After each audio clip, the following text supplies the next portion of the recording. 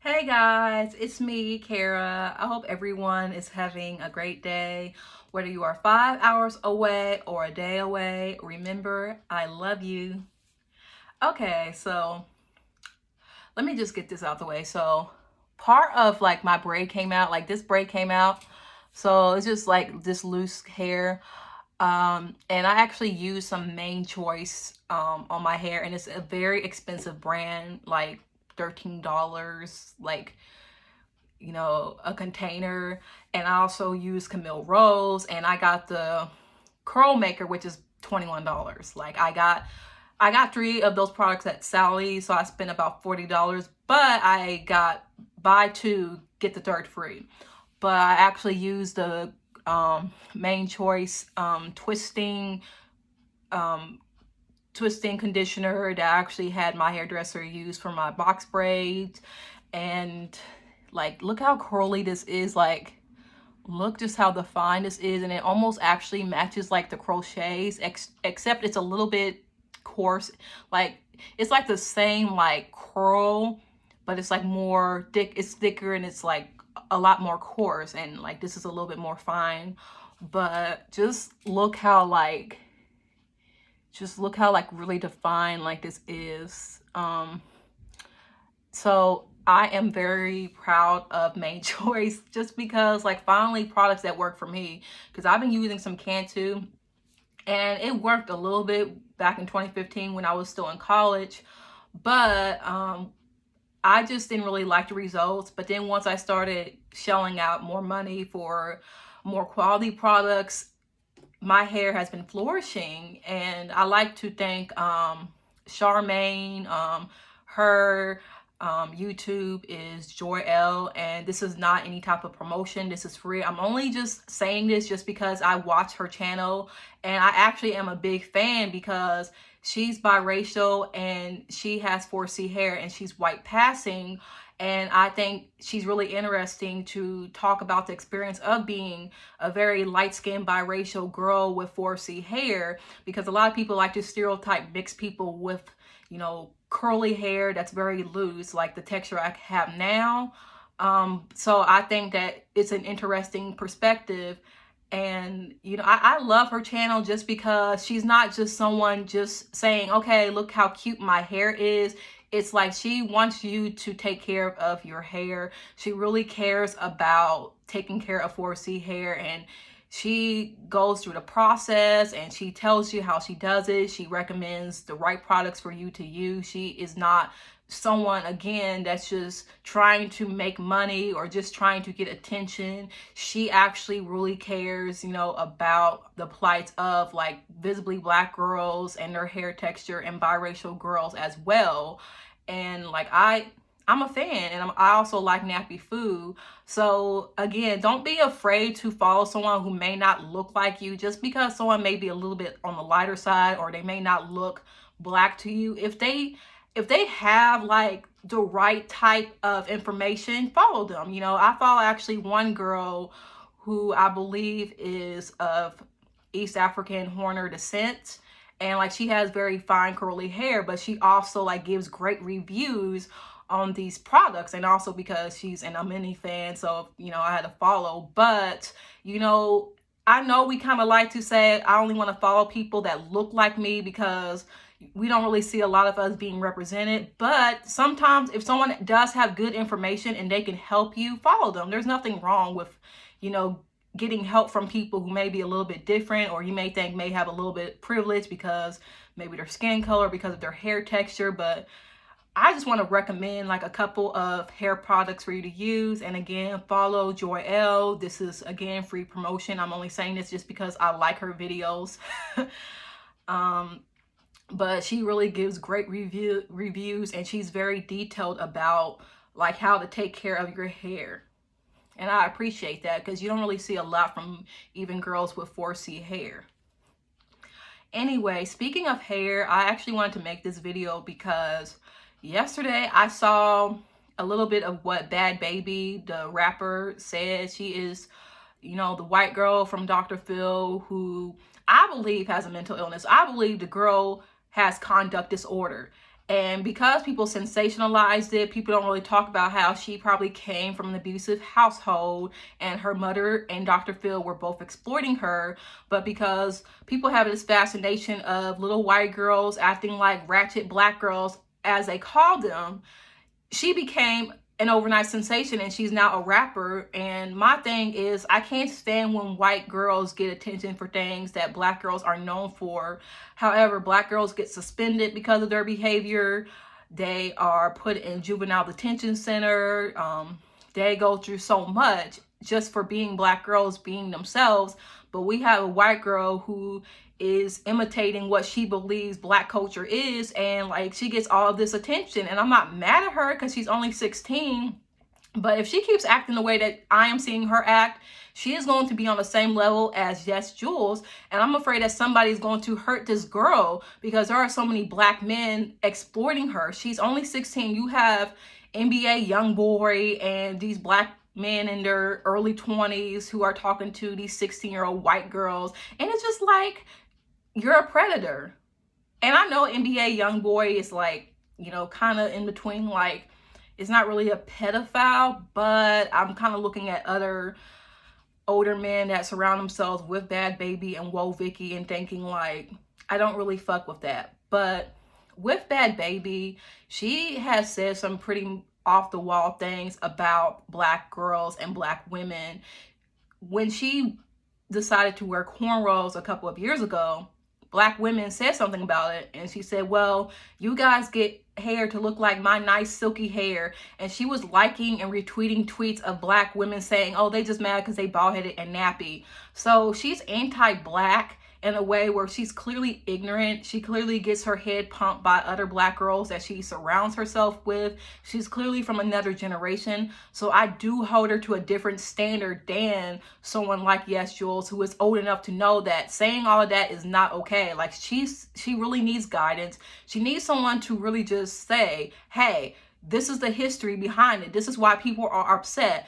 Do I agree that people should really be worried about this little girl and her box braids? No, because I feel like, again, she's a child at the end of the day. I don't care what disrespectful thing she says. She's a child. I work with children. I work with teenagers. Sometimes you got to pick your battle. But this is more of the issue of so many white women who feel the need to wear box braids. And then when we say something about it and we say that we don't really appreciate that because of the history of black women and their hair and how we were made to feel ugly and unprofessional for just wearing our culture.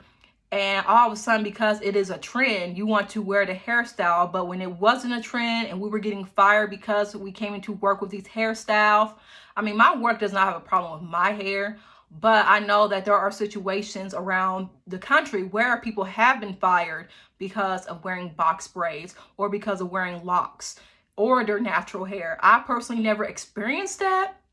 But I remember when I was younger, I was actually ashamed to wear braids and cornrows because I thought they were childish. I thought, you know, it wasn't real hair. You know, I wanted to show off my real hair because my hair was long enough where I could wear it just straight. You know, I was tired of being a 10-year-old wearing little barrettes in my hair. So I decided I'm going to just get a perm and just have my hair, you know, just hanging. And it was actually fairly long. It wasn't like down my back, but it was at least to here, and it was all thin curled and it was trimmed, and I thought it looked cute. I didn't take care of it because I didn't understand, you know, that I didn't have the same hair as white girls at the time. But I just remember being ashamed of wearing braids as I got older because I thought, this is so ghetto, like I don't want to look like that. And now when we finally begin to embrace our natural hair and our indigenous hairstyles like box braids or cornrows that come from Africa, places like West Africa, East Africa, Central Africa, Southern Africa, North Africa, all of a sudden now these white girls want to wear box braids and cornrows because they're so pretty. But where were y'all before 2013 with the rise of Black Lives Matter and melanin tags and embracing black beauty on Twitter, Instagram, and Tumblr? Where were y'all when we were getting suspended for our hairstyles or we were getting called ugly or made fun of because we wanted to wear box braids? Where were y'all when Beyonce wanted to wear box braids on vacation back in, let's say, 2011, and people were saying how ghetto she looked and how she didn't look as pretty with her straight blonde hair, okay? I remember that. I remember the stand days because I was on the Beyonce page on IMDb, and people used to talk about how Beyonce looked ghetto and ugly with box braids, especially in that picture when she was holding Blue Ivy and her hair was put up in a bun. Like, where were y'all? I want to know, because it's like you guys are being revisionist and saying, oh, well, you don't embrace your hair. You want to wear weaves to look like us. But why are you saying this now once we are actually in the era of natural hair movement?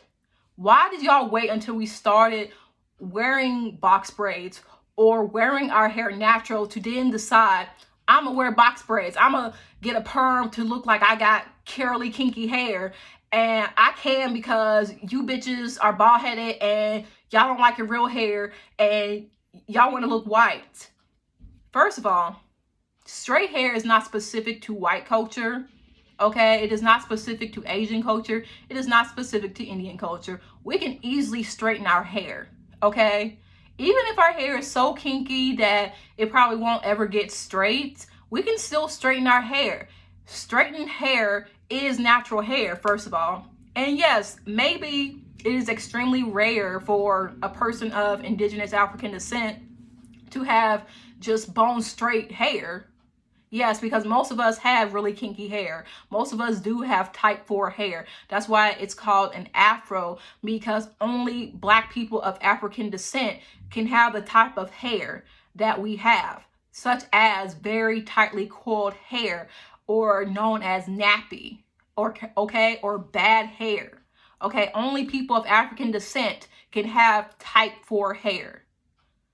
And if a white person just so happens to have like type 4 hair, probably because they're like a fourth Black, or like a Black great grandparent skipped a generation. But I mean, that's the only thing I can think of.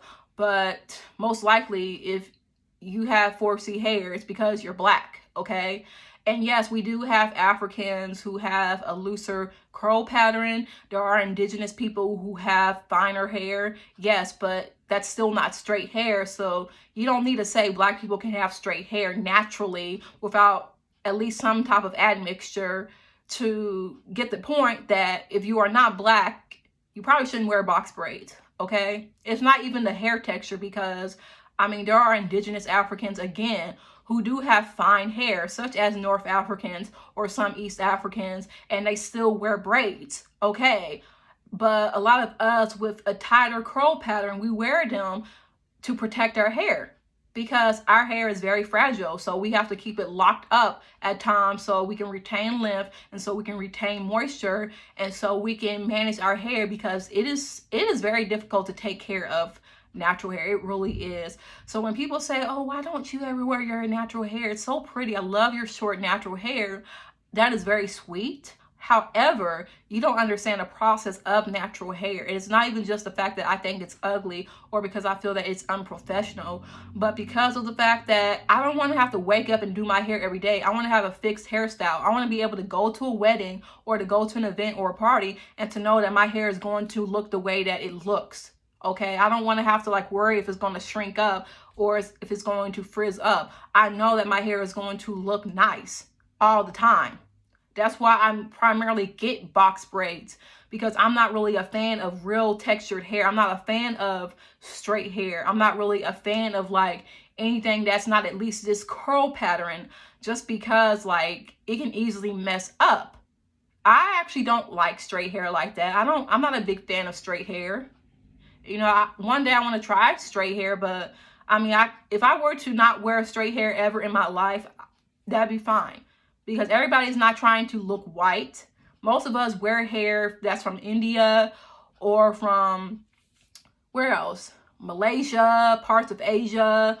We wear hair from Brazil, which is a predominantly Black and mulatto population, people of African descent, and they have all types of hair textures, because it's a mixed population of people of African descent of the transatlantic slave trade.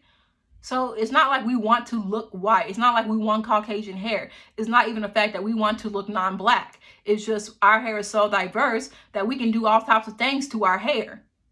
So I don't understand Bad Baby and other white women who feel the need to say, well, y'all get hair to look like us, when no, that's not even the case. Yes, maybe a few years ago it probably was, but even then, can you blame us when in society we have people say that we don't have real hair? I don't like black girls because they have nappy bad hair. So we try to assimilate so we don't have to go through that. I mean, I just saw a video of K-pop people saying black girls are ugly and laughing about it. And one saying that they would date a black woman, but they wouldn't marry her unless she was rich.